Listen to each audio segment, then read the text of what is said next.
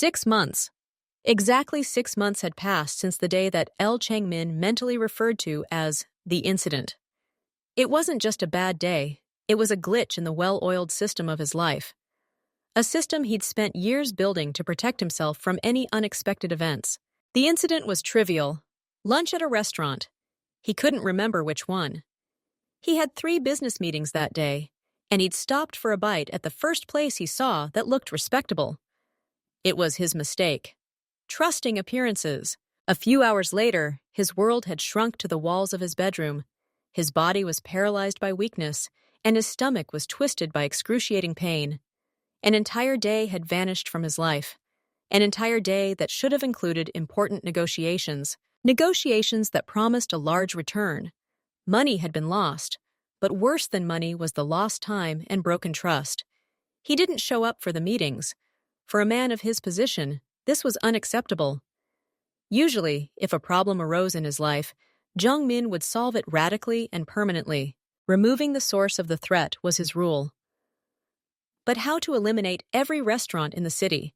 It was impossible and foolish. His anger demanded an outlet, but his mind suggested a different, more sophisticated solution. If he couldn't control the quality of the food from the outside, he had to move its source inside. Under his complete control. And so he had an idea. Find a personal chef. Not a Michelin-starred chef with an inflated ego, but someone he could cultivate himself. A clean slate, as he called it. Someone without bad habits, without established methods, without connections in the restaurant world. Someone who would be grateful for the opportunity and loyal to the chance. His men found Ayla, a young woman who had been working odd jobs, dreaming of cooking but lacking the means to study. She had no experience, only a sparkling eye and a desire to learn.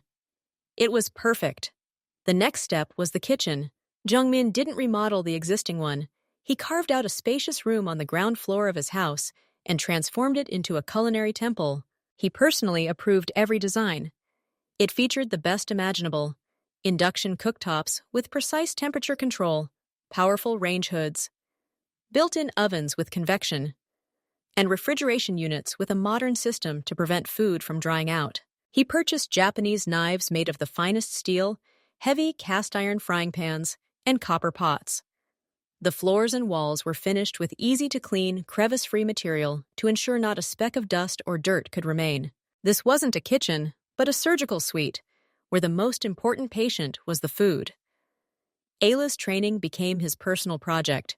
He didn't just hire the city's best chefs for her. He created a program based on his principles: safety and quality. These were the 2 main dogmas. He himself attended many of the lessons, sitting in the corner and observing.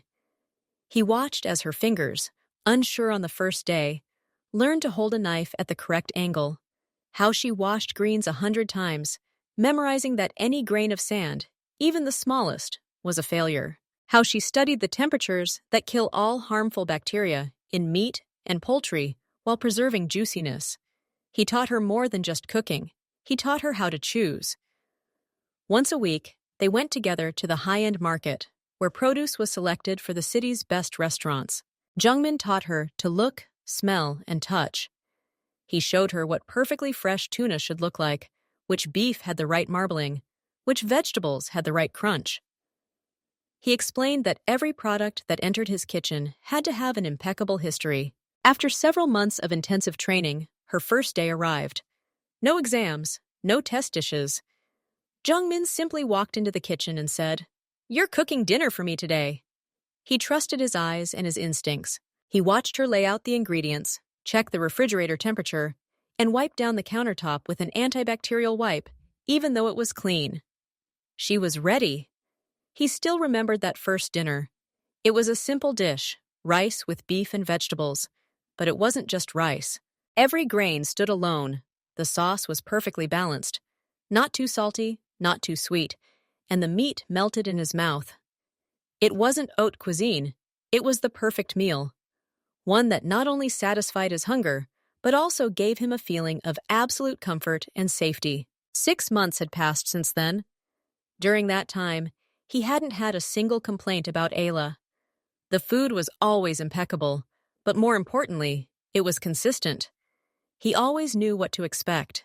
And over time, he noticed that Ayla had developed her own style. She began to bring something unique to the dishes. Small, subtle hints of spices that she apparently remembered from childhood. Unusual combinations of textures. At first, he was wary, but then he came to appreciate it. Now he couldn't imagine mornings without her special, airy pancakes with the subtle tartness of wild berries. He couldn't eat soup anywhere else because only she had it at the exact temperature and consistency he liked. He became dependent on her food, and it was a good dependence, like dependence on a reliable partner or a well-oiled machine. It was no longer just a matter of safety. It was a matter of taste, his taste. This dependence became especially evident when he had to travel on business. The first such trip after starting her job made him nervous. He stood in his cloakroom, thinking not about the upcoming negotiations, but about what he was going to eat. The idea of relying on a restaurant chef again, even in the most expensive hotel, provoked an internal resistance. He couldn't take the risk, never again. Then he came up with a solution. He went into Ayla's kitchen. "I need to leave for 2 days," he said. "Prepare some food for me in containers." She raised her eyebrows in surprise, but nodded. "Okay, sir, what do you want?" "Something that won't spoil. Something that can be easily reheated. Something that I usually eat." He could see how hard she worked. She'd prepared several containers for him with carefully planned dishes. Marinated chicken with rice, noodles with vegetables, sliced fruit. Even her signature pancakes. Each container was labeled Lunch, Day 1, Dinner, Day 1. She'd packed everything in a special thermal bag with refrigerants. At the hotel, while his partners dined in the hotel restaurant, he would go up to his room and heat up food from containers in the microwave. It seemed strange, perhaps even comical, but when he took the first bite, all doubts disappeared. This was his taste, his food, from his kitchen, made with his ingredients. It gave him a sense of control, calm, and a home away from home, and so it became a habit. Before every trip, he'd say to her, "Ayla, these containers, enough for 3 days." And she'd nod and head to the kitchen. He'd even bought special, expensive, durable glass containers for this purpose, which held the temperature well and didn't absorb odors. He paid her generously. Her salary was several times higher than any cook in the city. He provided her with health insurance she could only dream of. For him, these weren't expenses, but investments. Investments in his safety, his health, and his comfort. Ayla wasn't just an employee. She became an essential, almost indispensable cog in his world. A world he built to be invulnerable. And while she made her perfect pancakes, he felt completely in control.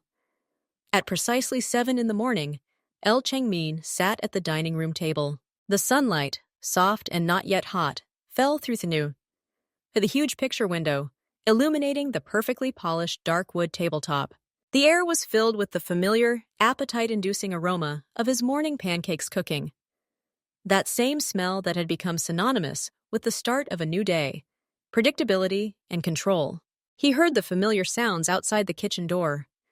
The measured tap of a knife on a cutting board, the quiet rustle of dough being stirred, the clink of ceramic dishes. Everything was as usual. And yet, for several days now, something had been off. Something elusive that disrupted the perfect harmony of his mornings. The door opened, and Ayla walked into the dining room. She usually entered with a plate in her hands, a wide open smile on her face. She invariably said, "Good morning, Mr. Lee," and her voice, clear and cheerful, woke him up better than any coffee. She might comment on a dish. "I added a little lemon zest today. I think you'll like it." Or, "The berries were so fresh today, I couldn't resist." She would place the plate in front of him and pause for a few seconds, eagerly awaiting his first reaction, his nod or a short "good," which for her were the highest reward. Now everything was different. In recent days, she entered silently, like a shadow. Her gaze was lowered to the floor. She never spoke. She approached the table, placed a plate with such care as if it were a crystal vase and not sturdy porcelain, and then, without looking up, turned and walked back to the kitchen. The door closed behind her almost soundlessly.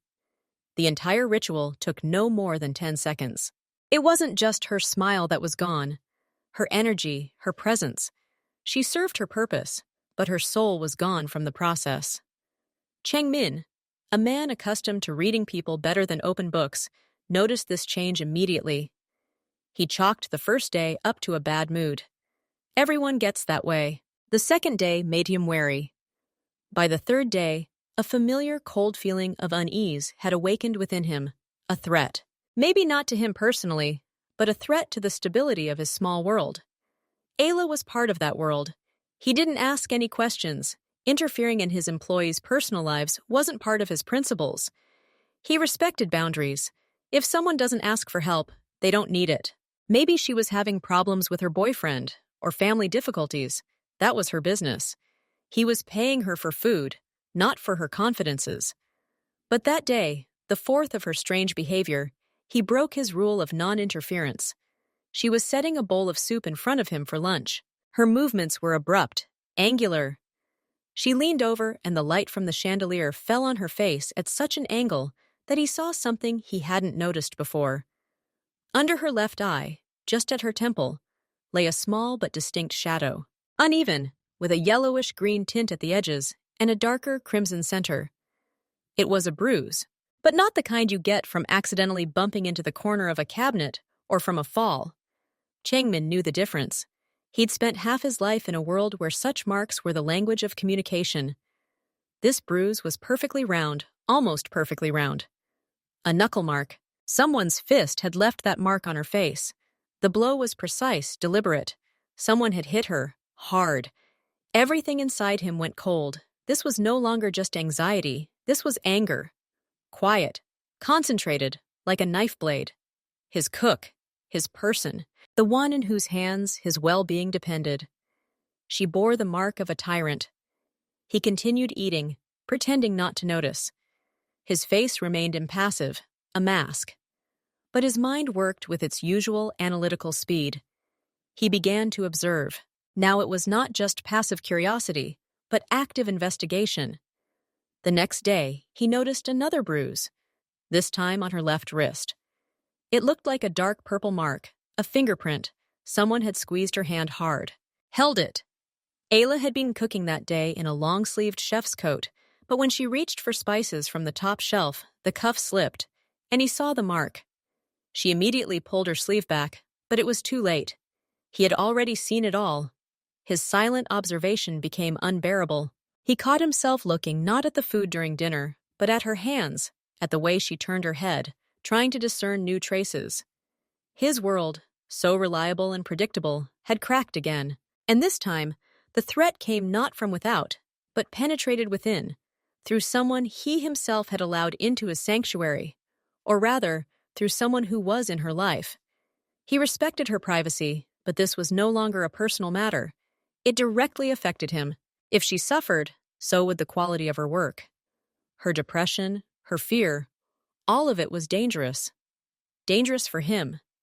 She could make a mistake, overlook something, get distracted. No, he couldn't allow that. But something else troubled him most of all. A strange, almost alien feeling was awakening within him, a desire to protect. She was under his protection.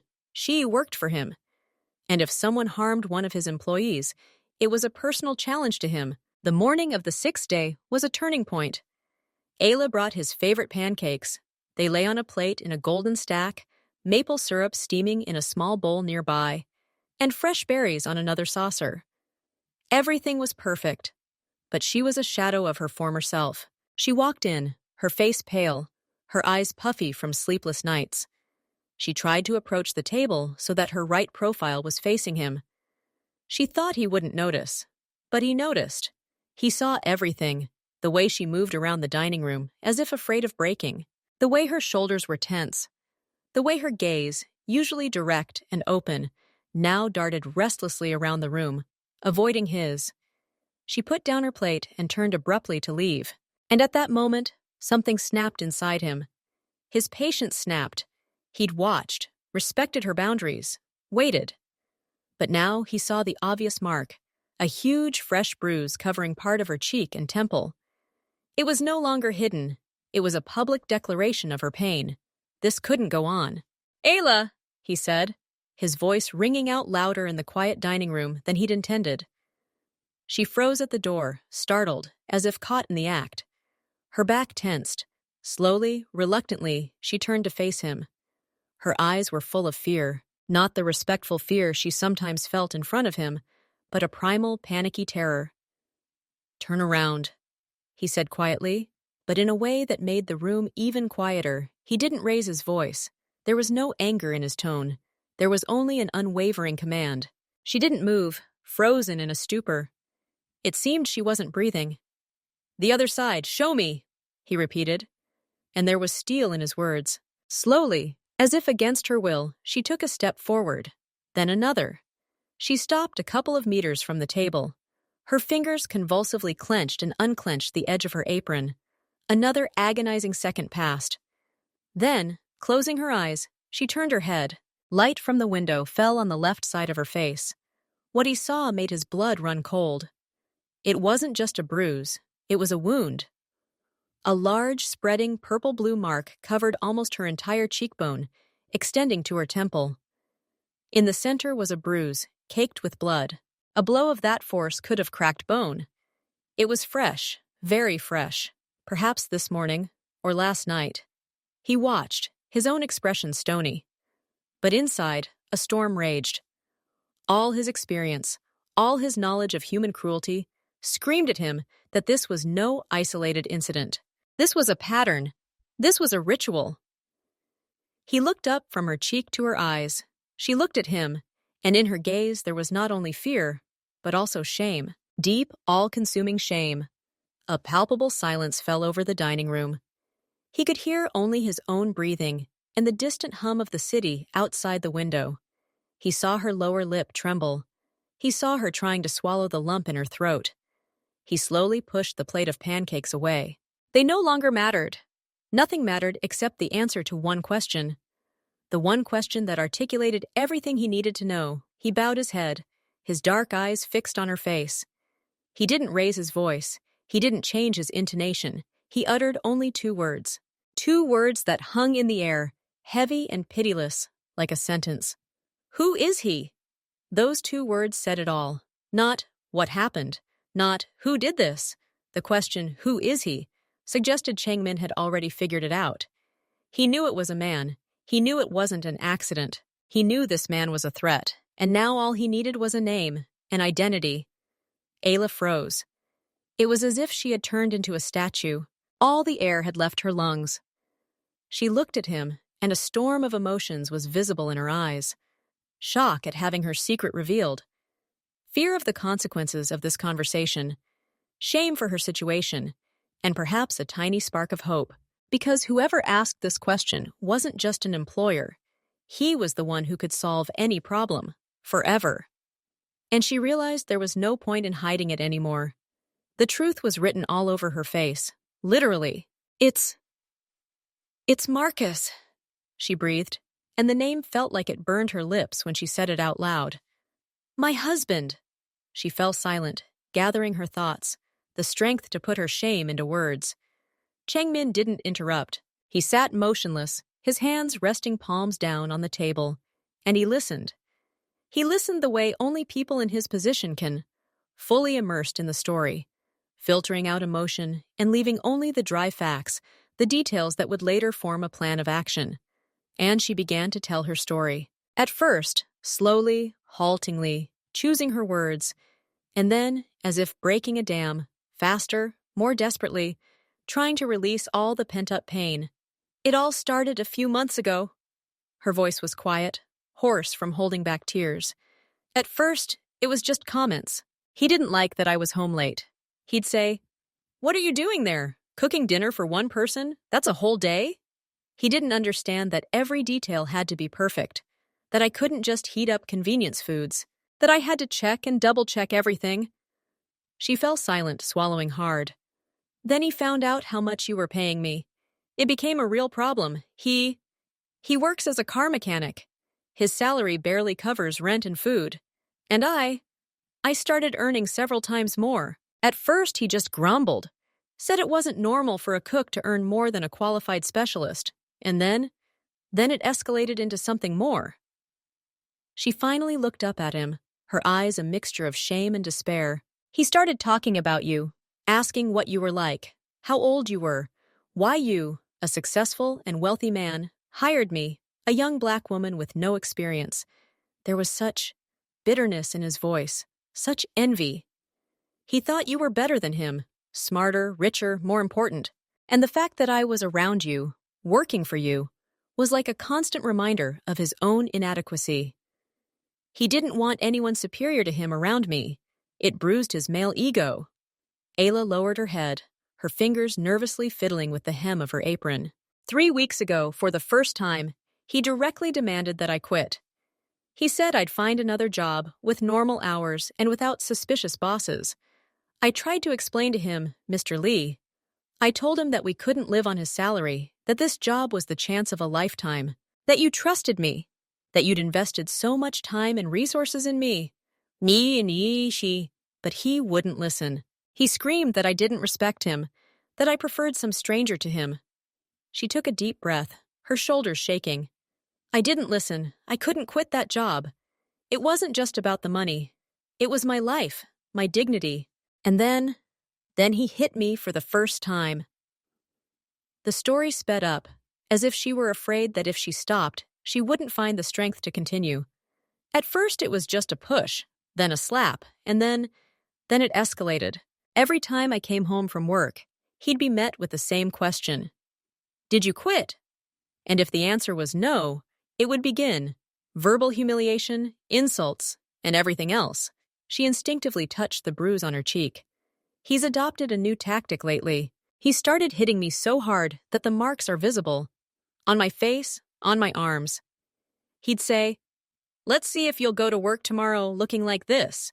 Will you make food for your precious boss with bruises on you? You should be ashamed." He wanted me to be ashamed, so I'd quit my job because I wouldn't be able to show up in public. Tears streamed down her face, but she didn't even try to wipe them away. The last few days, I haven't been home. After he did it last time, I was scared. I stayed overnight at my mom's, then at a friend's. I told them we'd had a fight. I couldn't admit what was really going on. I was so ashamed. This morning, I went home to get more things, and he was there. He was waiting for me, and this, she gestured to her face again, is the result. He said that if I didn't quit today, he wouldn't leave a single unharmed spot on me. He said that I was his wife and I would obey him, not someone else. She finished her story and sat hunched over, small and vulnerable, in her chef's uniform, which suddenly began to feel like a clown costume, a parody of the professional identity she so cherished. She expected anything: cold indifference, a rational suggestion to call the police, even dismissal for bringing her personal problems into his home. But Lee Chang-min remained silent. He didn't move. His face remained a mask of imperturbability, but something had changed in his dark, deep eyes. The detachment was gone. Concentration had appeared. The same concentration with which he studied reports before an important deal. Only now, the object of his analysis was human pain. He rose from his chair. His movements were smooth and full of hidden strength. He walked around the table and stopped next to her. He made no attempt to hug or comfort her.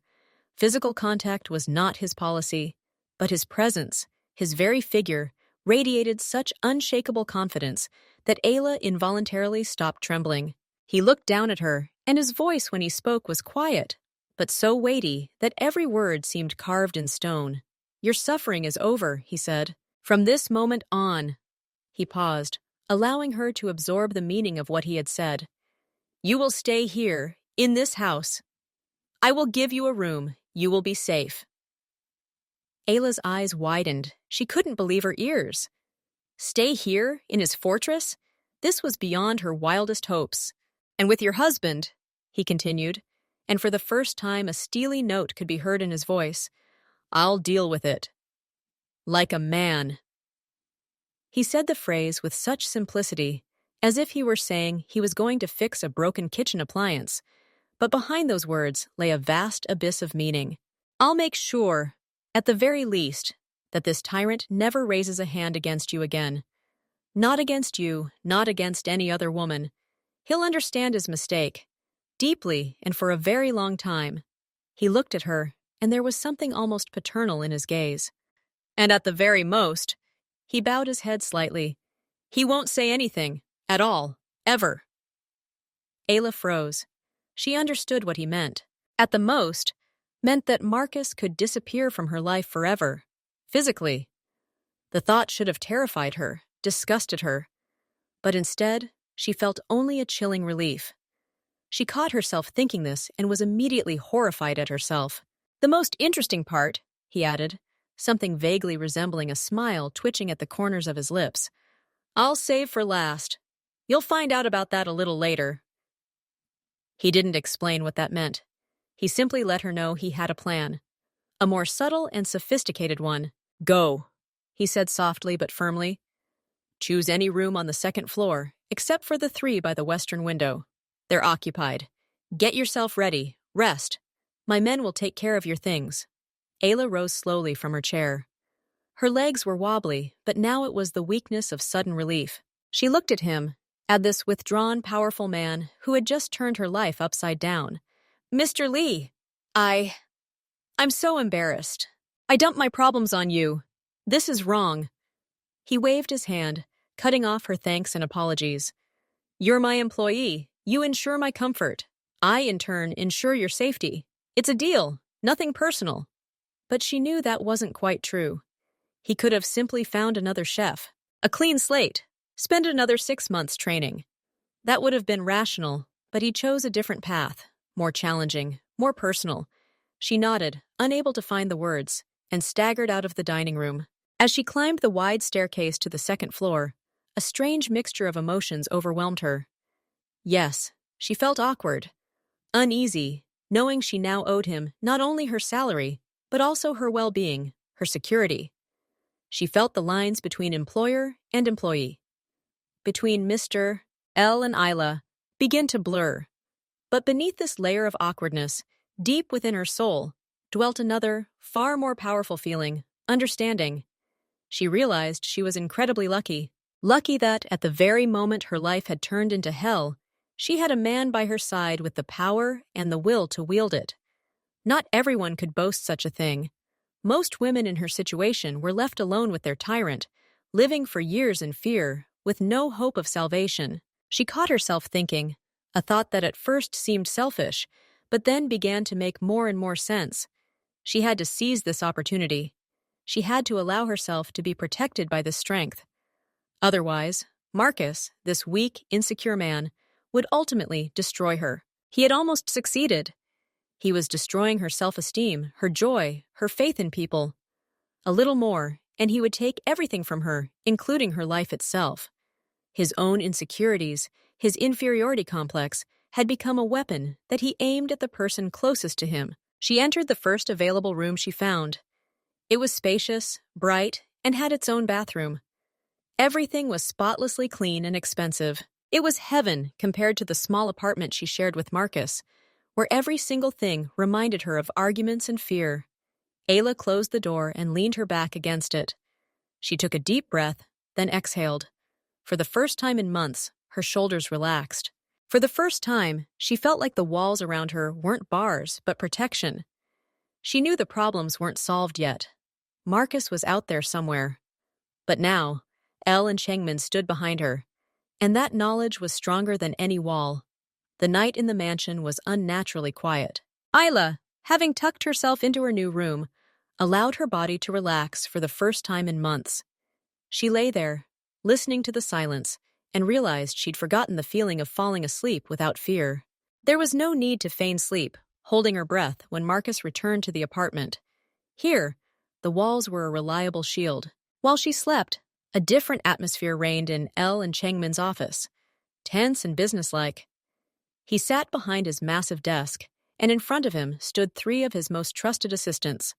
No unnecessary words, no emotion, just work. The cook, her husband. He beats her!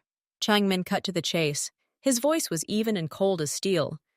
She gave us an address and agreed to our intervention. The task is to find him and devise a punishment, that will permanently remove his desire to hurt the weak, physically and mentally. Marcus's face appeared on the monitor behind him.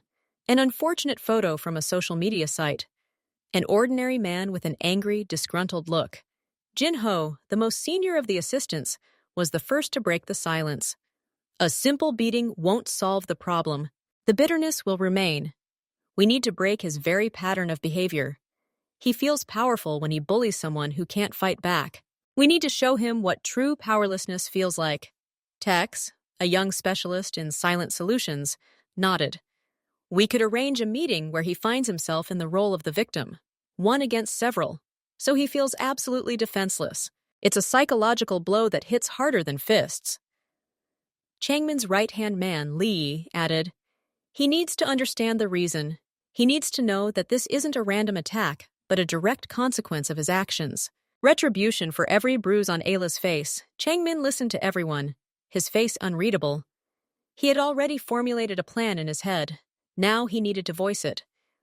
There will be physical force, he said, but measured, to demonstrate power, not to cripple. His main vulnerability is his bruised ego.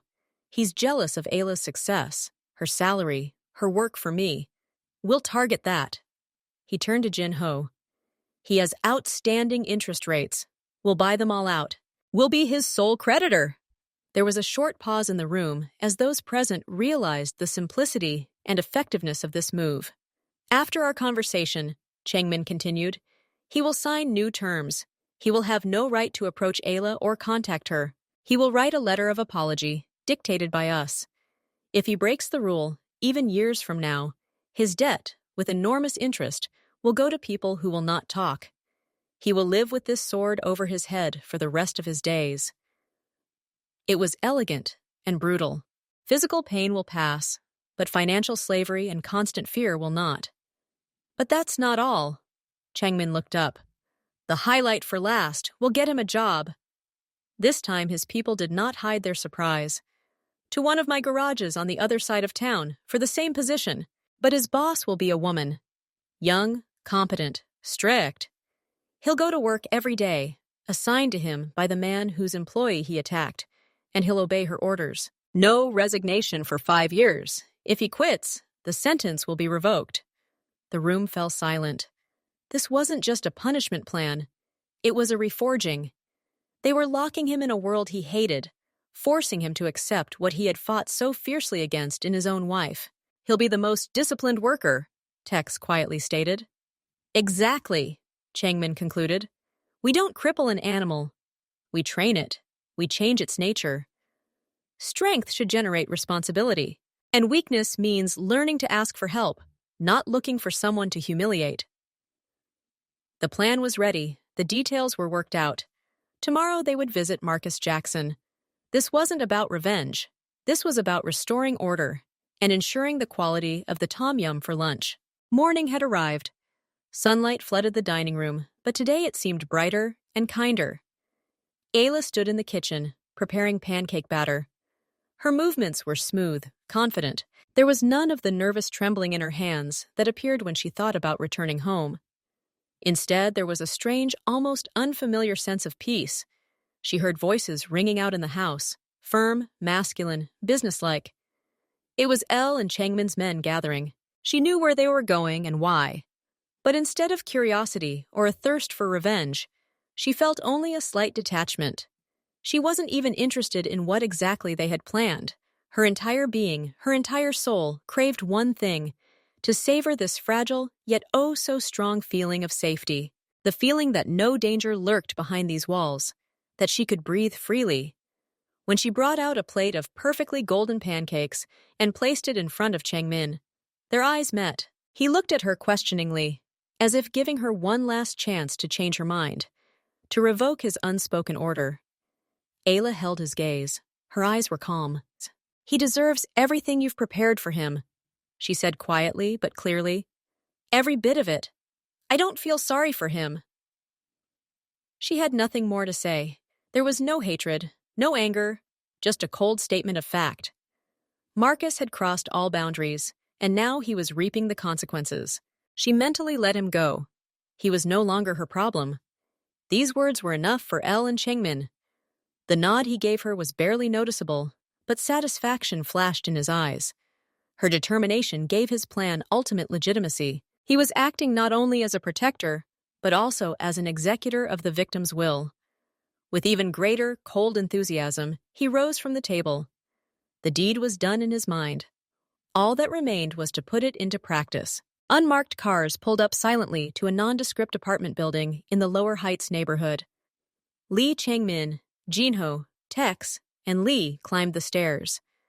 The air in the entryway smelled of old linoleum and cheap lunch. Jin H knocked on the door. The knock was firm, but not aggressive. Something thudded inside, and muffled curses echoed. The door swung open slightly on its chain. Marcus's haggard, unshaven face appeared in the crack. His eyes were cloudy, revealing fatigue and hidden malice. "Marcus Jackson?" Jinho's voice was polite, neutral, like a courier or a government employee. "We're here about your wife, Ayla. It's work-related. We need to discuss some formalities." Marcus's expression betrayed a war between suspicion and curiosity. He was one of those men whose self-doubt was evident in every feature. In his hunched shoulders, his nervous gaze, his aggressive stance. A man who had achieved nothing in life and could only assert himself at the expense of those weaker than him. The thought that they had come to punish him apparently didn't even cross his mind. He clicked the chain with relief and opened the door. "What else has she done?" he muttered, ushering the four men into the cramped, cluttered hallway. The moment the door closed, the atmosphere in the apartment changed instantly and irrevocably. The air became heavy and cold. The polite masks on the guests' faces fell. Lee Changmin, who had been standing behind him, stepped forward. He didn't raise his voice, but every word took on a steely weight, crashing against the walls of the squalid apartment. "Marcus," he said, and the name sounded like a death sentence. "You will answer for your actions, for every bruise, for every tear, for every moment of fear you gave your wife." Marcus recoiled, his eyes wide with horror and incomprehension. He tried to say something, to utter something aggressive, but he was quickly and professionally restrained and forced into a chair. Resistance was futile. "First, you'll feel what she felt," Changmin continued, his voice as even as a surgeon describing an operation. "Helplessness, fear, the realization that you're not in control and can't protect yourself." It all happened very quickly, without unnecessary noise, without shouting. A few precise, crushing blows, not to maim, but to break his spirit, to wipe the arrogance and malice from his face and replace them with the same animal fear he saw in Ayla's eyes. Marcus wheezed, trying to catch his breath, his body shaking with pain and humiliation.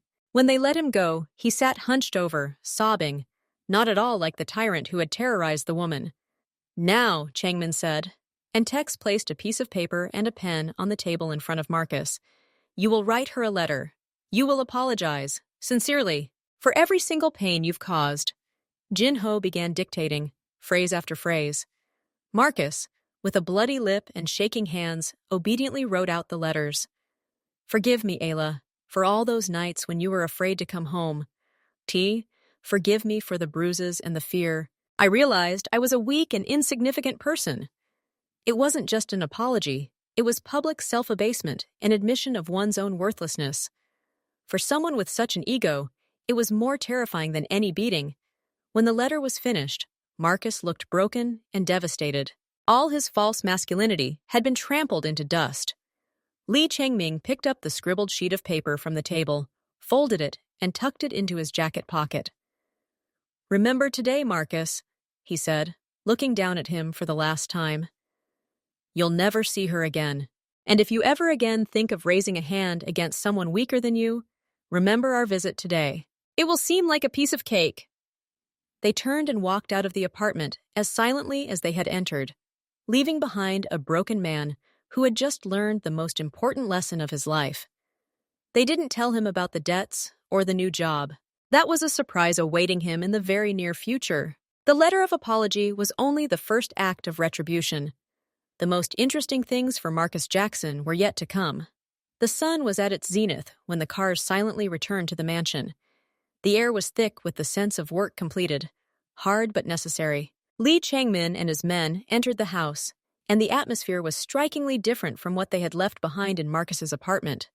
It smelled of cleanliness, expensive wood, and subtle, complex aromas emanating from the kitchen. Changmin, from the doorway, caught the eye of Li, his assistant, who was waiting for him in the hall. "She's in the kitchen. Everything is ready, as you requested," he quietly reported. Changmin nodded. He took off his jacket, and Tex, without a word, accepted it. The fabric was dusty from the stranger's entrance, but not a drop of blood. Everything had gone smoothly. Before entering the dining room, Changmin paused for a moment in front of the mirror in the hallway. He straightened his tie and ran a hand through his hair. This wasn't just a gesture of self-admiration. It was a rite of passage. He was leaving behind that man, the cold, ruthless judge who had just returned from work. Now he was returning to his home, to his cook, to dinner. The dining room was in perfect harmony. The table, usually reserved for him alone, was set for several.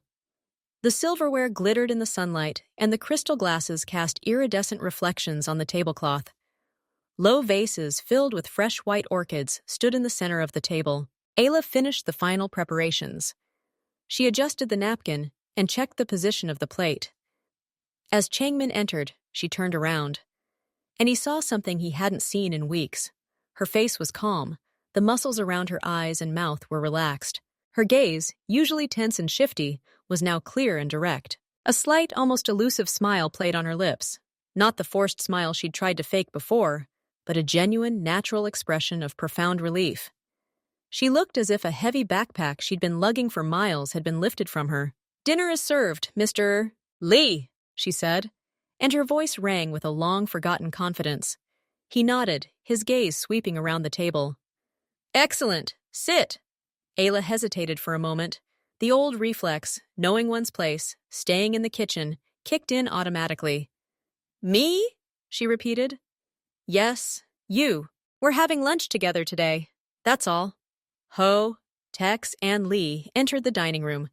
They had also changed, removing the traces of their morning visit. Their faces were calm, but their eyes showed weariness from the task they had accomplished. Everyone took their seats. Changmin at the head of the table, Ayla to his right, his assistants to his left. There was a brief but not awkward pause. Ayla ladled the tom yum soup into bowls, her signature dish, with its perfect balance of spiciness, sourness, and coconut creaminess. Changmin raised his spoon. It was the signal to begin. For the first few minutes, everyone ate in silence, savoring the flavors. Ayla watched them sample her food, and an old, familiar expression appeared on her face. The expectation of approval. It returned, along with a feeling of security. Changmin sipped from his glass of water and set it down on the table. The clink of crystal sounded almost solemn. "So, Ayla," he began, his voice even and calm, the way she always knew it to be at this table. "We've come to visit your husband." All eyes turned to her.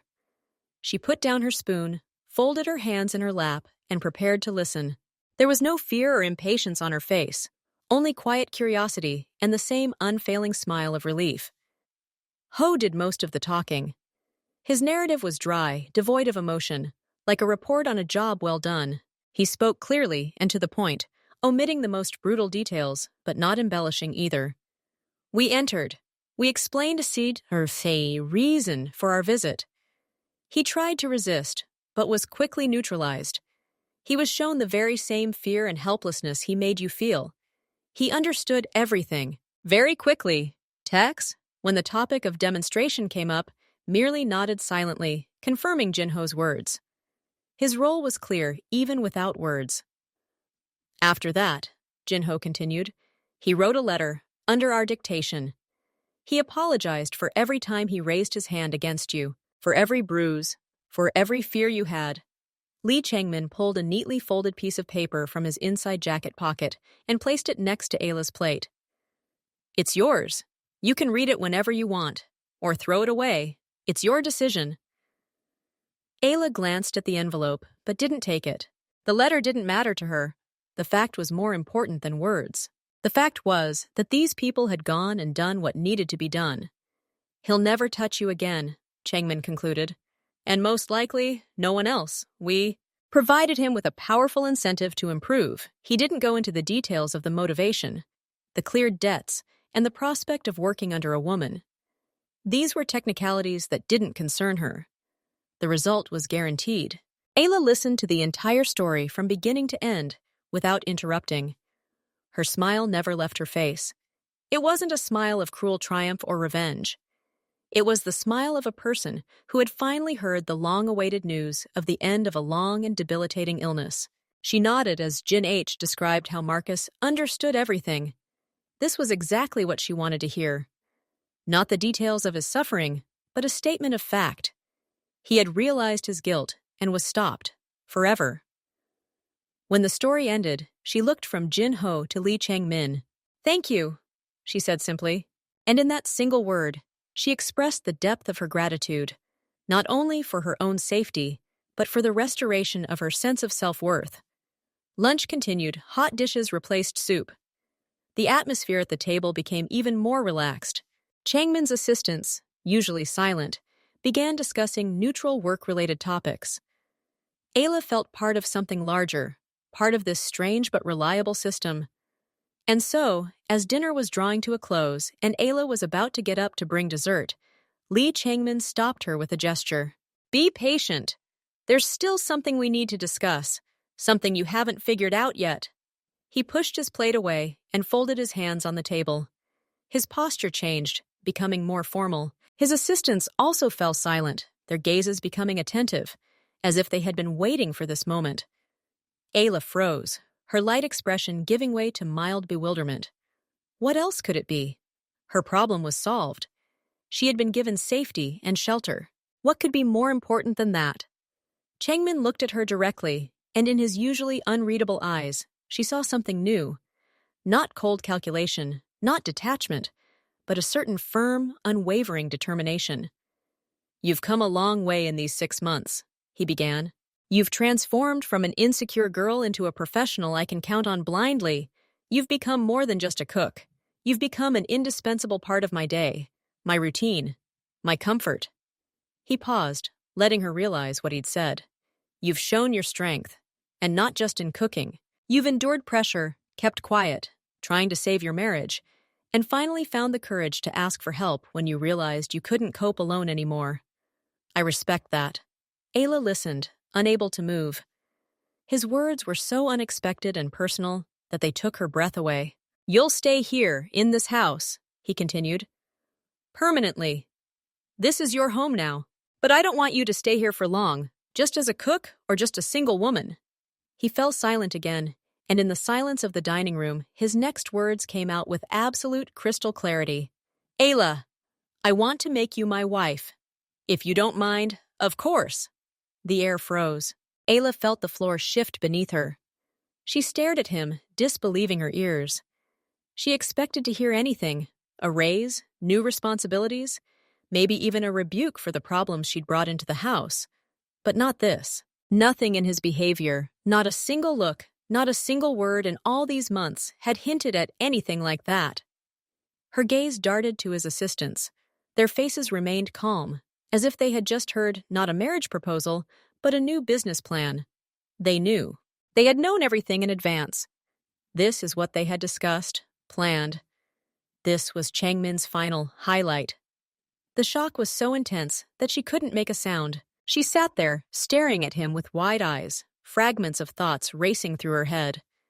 This day had brought so much good: liberation, security, peace. And now, to top it all off, the most incredible and stunning proposal of her life.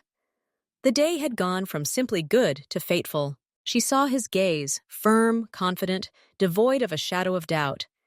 He wasn't asking. He was stating his desire and waiting for her response. And there was no pressure in it.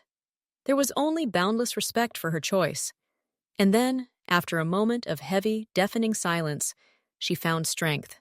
She came to her senses, and her face, initially pale from shock, suddenly lit up with a bright, radiant smile, the likes of which had never been seen even in relief. It was a smile of happiness, true, deep, unexpected happiness.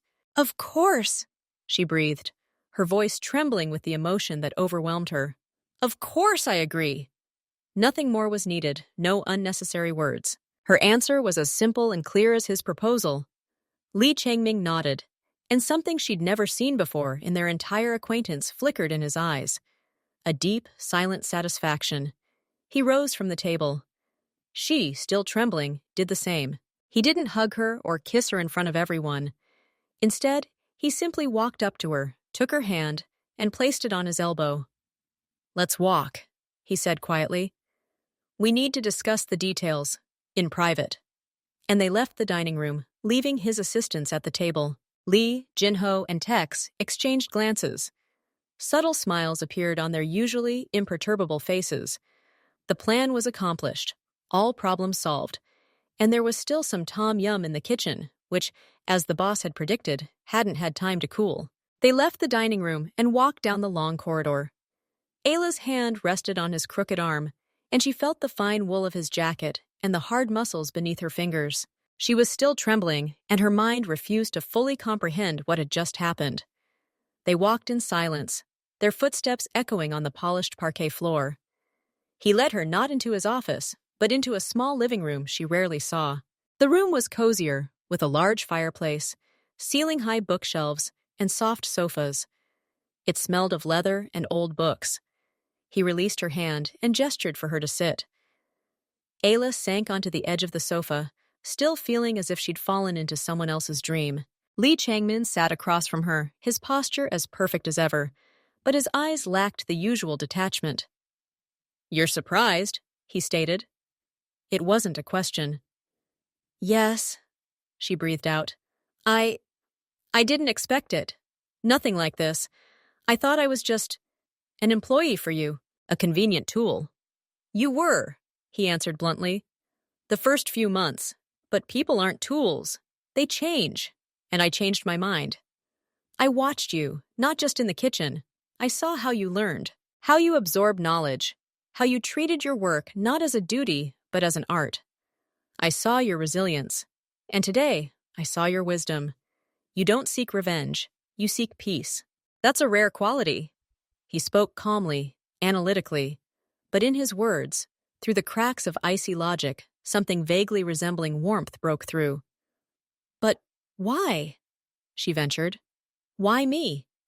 You could have chosen anyone, any woman from your circle." "The women in my circle," his lips curled momentarily, "are interested in my score, not my tom yum. They wear masks. You, however, were always the real deal. Even when you were scared, you didn't pretend to be brave. You simply did your job. In my world, that's worth a lot. You brought more than just delicious food to this house.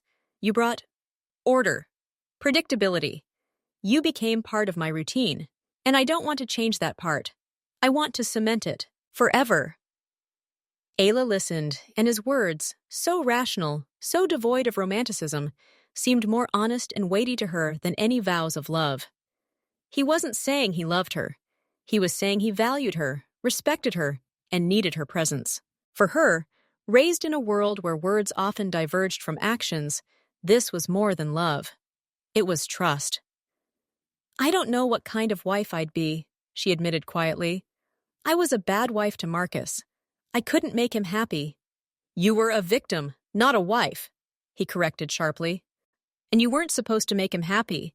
He was supposed to ensure your happiness and safety. He failed. I'm not asking you to make me happy. I'm asking you to be yourself. Make your own pancakes. Maintain the peace you brought to this house. Everything else is details we'll figure out together." He stood and walked to the window, looking out onto the garden. "I'm not offering you a conventional marriage. I'm offering you a partnership. You will be my wife, the mistress of this house. Your life will be protected. Your interests will be my interests. Your past ended this morning. With this letter." He nodded toward the dining room.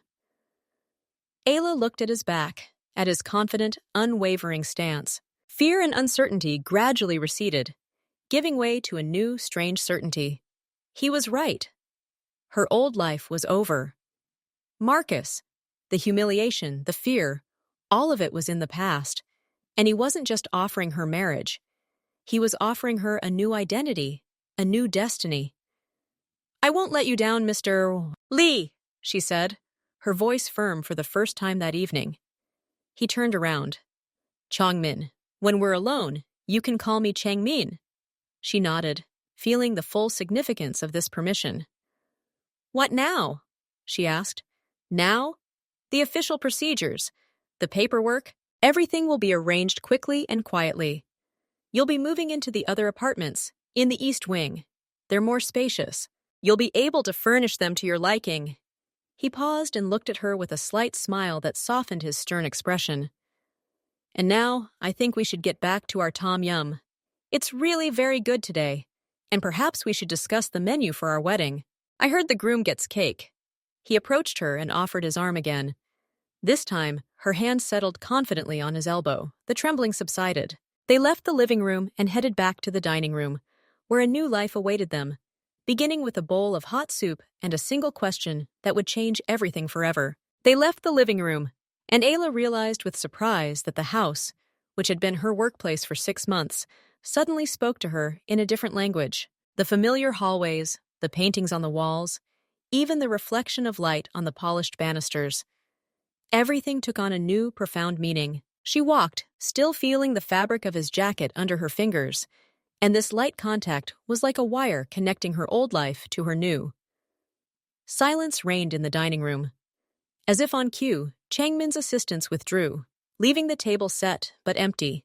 The remains of the tom yum had been cleared away, replaced by a porcelain tea set and a small plate of elegant pastries. They seemed to understand that the master of the house and his future wife needed some privacy now, but in a new capacity. Changmin led her to the table and poured tea into 2 thin porcelain cups. His movements were measured, ritualistic. He placed the cup in front of her, and Ayla noticed how delicate her dark hand looked against the snow-white porcelain. This simple visual contrast suddenly seemed to her a symbol of their entire future. A union of 2 different worlds that, nevertheless, looked surprisingly harmonious. To your peace, he said quietly, raising his cup. There was no pathos in his tone, only a statement. For hours, she corrected, her own boldness surprising her. He nodded approvingly. They drank. The tea was green, tart, with a slight floral aftertaste. It burned their lips, but pleasantly warmed them from the inside. I won't bear your name, Ayla said suddenly, looking at him. She didn't know where the thought came from, but it was important. She needed to preserve a part of herself, the one he valued in her. I didn't suggest it, he replied without batting an eye. You're Ayla. That's your name. Your professional name. It carries weight. Changing it wouldn't be rational.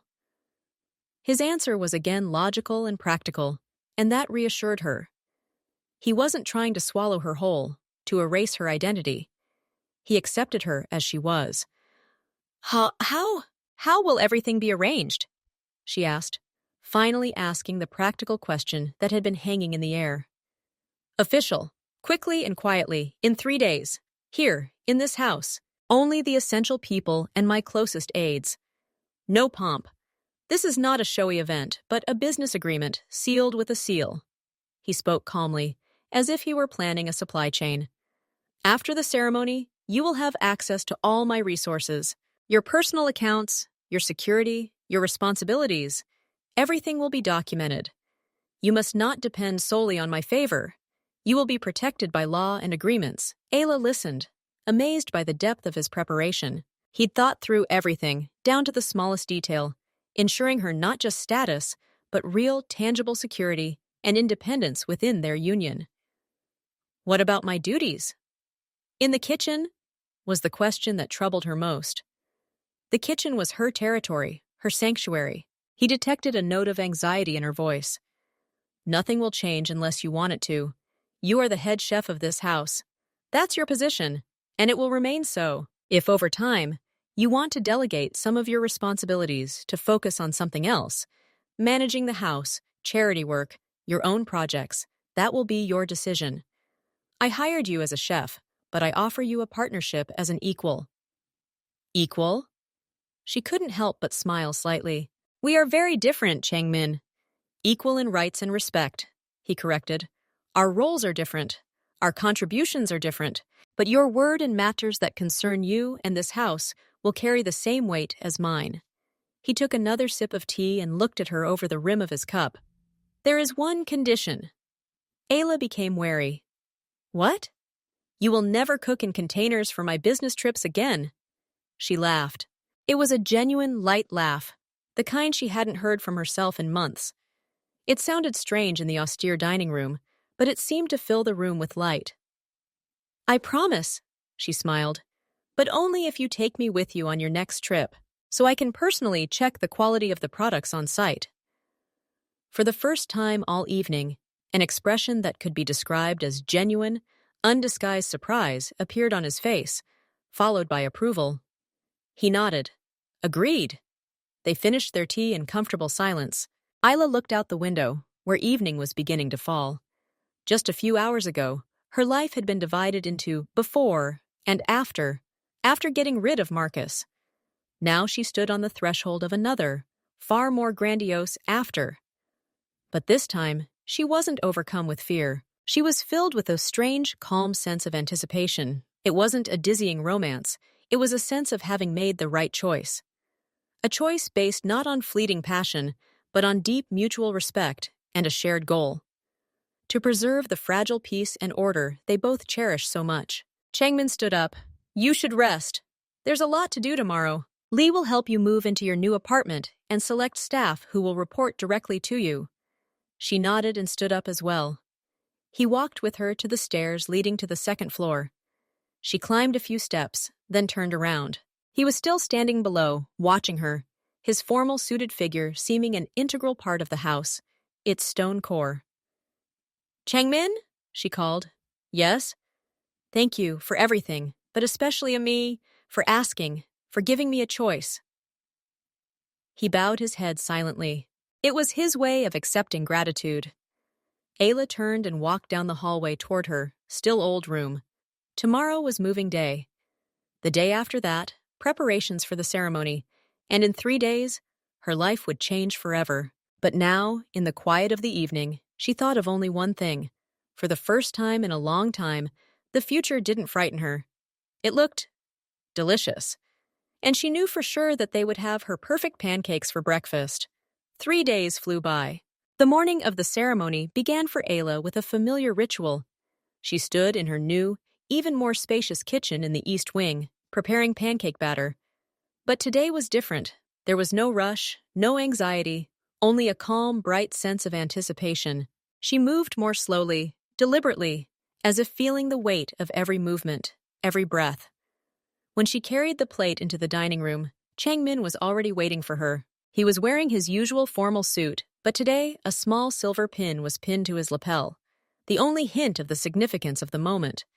They ate breakfast almost in silence, but this silence was different, not awkward, but full.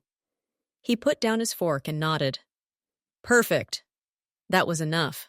The ceremony took place precisely at noon in the same office where they had once planned the visit to Marcus. Only Lee, Jinho, and Tex were present as witnesses, and an elderly official who quickly and calmly completed the formalities. No rings, no kisses, no vows.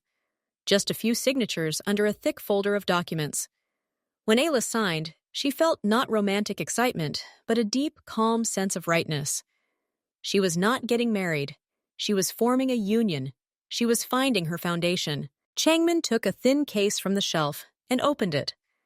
Inside lay not a diamond, but an elegant white gold bracelet with a single stone, a dark sapphire, almost as black as his eyes. "This isn't a wedding ring," he said, clasping the bracelet on her wrist. "It's a sign that you're under my protection, and that your word carries weight in this house." Ayla looked at the dark stone shimmering against her skin. It was beautiful, understated, and perfectly his style. It wasn't a symbol of passion, but a symbol of status and trust. "Thank you," she said.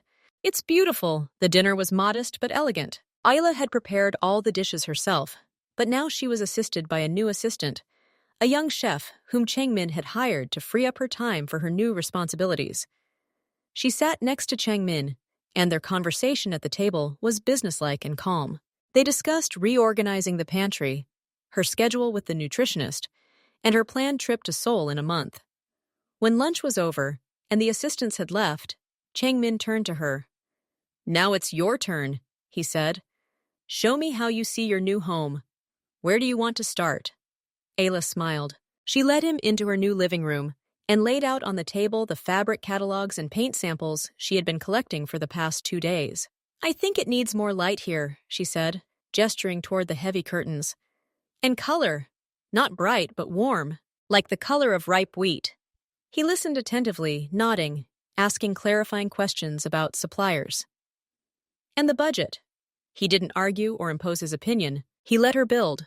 Late in the evening, when the first decisions had been made and the house had become quiet again, Ayla stepped out into her new, small garden adjacent to the apartment. The air was cool and fresh. She stood, looking at the house's illuminated windows, and reflected on the dizzying pace of change. Just a week ago, she'd been a terrified victim, making pancakes in exchange for a paycheck and a false sense of security. Now she stood here as a hostess, a partner, a wife. Her value was measured not only in money, but in trust, in respect, in the silent power she gave this house simply by her presence and her skill. She didn't feel dizzying love, but she felt something more solid and precious, absolute security, deep respect, and the right to be herself. She was his chef, his apprentice, and now his wife. And this wasn't a fairy tale, but a reality they had built together.